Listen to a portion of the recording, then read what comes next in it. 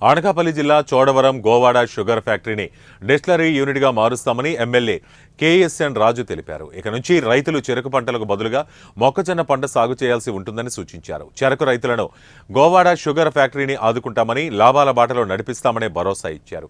Govada sugar ఫ్యాక్టరీకి సంబంధించిన సమస్యకు పరిష్కరించేందుకు ముఖ్యమంత్రి చంద్రబాబు నాయుడిని సంప్రదించామన్నారు. 250 నుండి 300 కోట్ల రూపాయలు అవసరమని ప్రతిపాదిస్తూ చంద్రబాబు నాయుడు సానుకూలంగా స్పందించారని ఎమ్మెల్యే కేఎస్ఎన్ రాజు తెలిపారు. షుగర్ ఫ్యాక్టరీ గురించి ఈ ప్రాంత రైతులు, కార్మికులు ఆందోళన చెందవలసిన అవసరం లేదన్నారు. రైతు సమస్యల పరిష్కారానికి సంబంధించి వీలైనంత త్వరలో అఖిలపక్ష సమావేశం నిర్వహిస్తామన్నారు. చోడవరం శాసనసభ్యుడిగా నేను నా ప్రతిపాదన అయితే మాత్రం డిస్టిలరీగా మారిస్తేనే మన చోడవరం చక్కెర కర్మాగారం లాభాల బాటలో ఉంటుంది, ఇక్కడ స్థానిక రైతులకి న్యాయం జరుగుతుంది అన్నది నేను పెద్ద సత్యనారాయణ గారు ఇచ్చినటువంటి ప్రతిపాదనలో 240 KLకి మేము ఏమని చేసి డిస్టిలరీగా మార్చమని ప్రతిపాదన ఇచ్చాం. దీనికి సుమారు 250 కోట్ల నుంచి 300 కోట్ల రూపాయలు మనకి మూలధనం అవసరం అవుతుంది. 250 కోట్ల నుంచి 300 కోట్ల వరకు.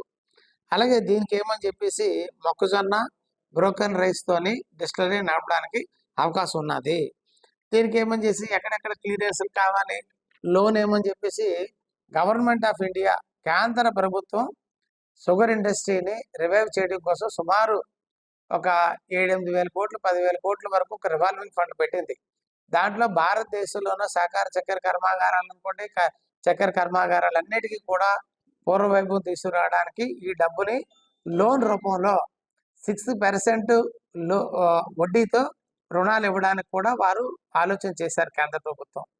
మేము ముఖ్యమంత్రి గారిని కలిసి ముఖ్యమంత్రి గారిని కోరింది ఏంటంటే అర్జెంటుగా ఈ 250 కోట్లు 300 కోట్ల రూపాయలు అనేది మేము టెంటేటివ్గా ఇచ్చినటువంటి ఫిగర్స్ ఈ ఏమని చేసి పెరగవచ్చు తగ్గొచ్చు.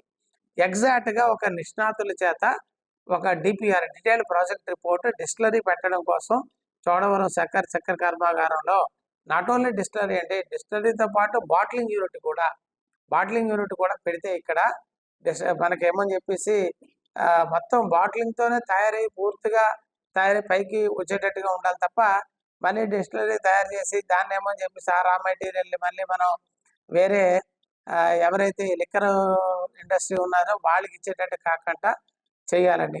ఇంకా ప్రధానంగా మీరు చెప్పింది ఏంటంటే ఎవరో ప్రైవేట్ పార్టీతోనే పీపీపీ మోడ్